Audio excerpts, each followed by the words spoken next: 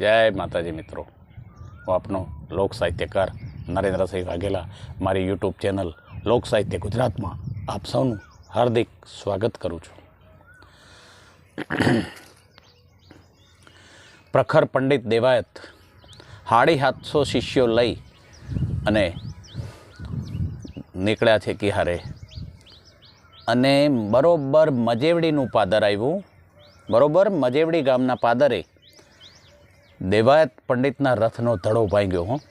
હવે ધડો ભાંગ્યો એટલે દેવાયત પંડિતે શિષ્યોને કીધું 4-5 જણા આ પૈડું લઈ અને જાઓ, અને ગામમાં કોઈ લવાર હશે તો એની કોરડી ખુલ્લી હોય ત્યાં જઈ અને ધડો હાંધી લાવો એટલે આપણે આગળ નીકળીએ. હવે 4-5 શિષ્યો ગામમાં જાય છે, અને ત્યાં એક લવારની કોડ છે. ત્યાં એક લવારની કોડ આવેલી છે, અને કોડે જઈ અને લવાર બેઠા છે. એટલે જઈને ઓલા પ્રશ્ન કરે છે કે આ ધડો હાંથી દેહો. એટલે લવારે કીધું કે આજે મારે દાડો છે, આજે મારે દાડો છે એટલે હું કોડ માંડું નહીં. અને ઓલા શિષ્યોએ કીધું કે તમને કાંઈ ખબર પડે છે? આ 750 શિષ્યો ભેળા લઈ અને દેવાયત પંડિત નીકળ્યા છે, અને આ દેવાયત પંડિતના રથનો ધડો છે.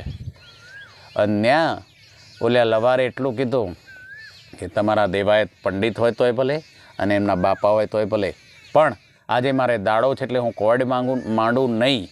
પણ શરત એટલી કે આપના દેવાયત પંડિત જો આવીને ઘણ ઉપાડે તો હું કોડ માંડું, તો હું કોડ માંડું.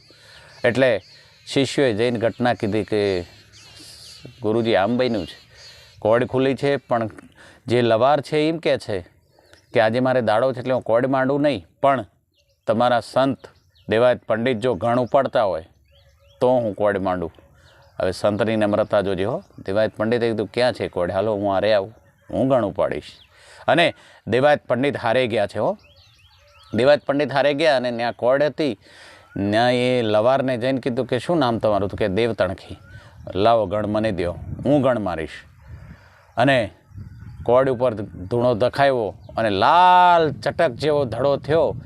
અને પછી દેવતણખીએ દેવાયત પંડિતને ગણ દીધો. એટલે કીધું મારો મારો મારો નકર ચાહ નહીં આવે, મારો મારો મારો નકર ચાહ નહીં આવે. અને ત્યાં દેવાયત પંડિતે ઘણનો ઘા કર્યો છે, અને ઘા એવો કર્યો કે એરણ હોતું પાતાળમાં વહી ગઈ.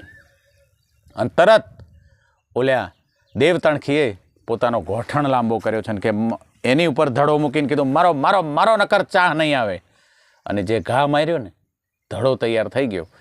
અને પછી દેવાયત પંડિતને એમ થયું કે આનું ભજન કેટલું હશે, આ મહાપુરુષ કોણ છે, આમનું ભજન કેટલું ઊંચું હશે કે પોતાની ગોઠણ ઉપર એરણ જો પાતાળમાં વહી જતો ને ગોઠણ ઉપર ધડો હાંધી દે તો એ તાકાત આધ્યાત્મિક હોય, બીજી હોઈ ન શકે. એટલે 2 હાથ જોડી અને દેવાયત પંડિત પૂછે છે કે આપ કોણ છો? તો કે દેવાયતને કોડ માંડું, લવારના કામ કરું. ઓકે. પછી કે ક્યાં નીકળ્યા છો આમ? એટલે કે મારી પત્ની દેવલદેને ગોતવા નીકળ્યા છે. તમારી પાસે સરનામું? તમારી પાસે એમનું સરનામું છે? ના. અને લગ્ન કર્યા એ વખતે કોઈ વાત થઈ હતી? તો કે હા. શું વાત થઈ હતી? તો કે મારી ઘરવાળીએ, મારી ધર્મપત્ની એટલું કીધું હતું કે જ્યારે તમે શક કરશો એ દી હું આ ઘરનું આંગણ છોડી દઈશું, એક પલ માટે પણ ઊભી નહીં રહું. હવે ધ્યાન રાખજો.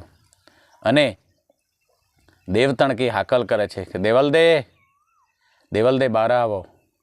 અને ઝૂંપડીમાંથી, લવારની ઝૂંપડીમાંથી દેવલદે દેવાયત પંડિતના ઘરવાળા બહાર આવે છે.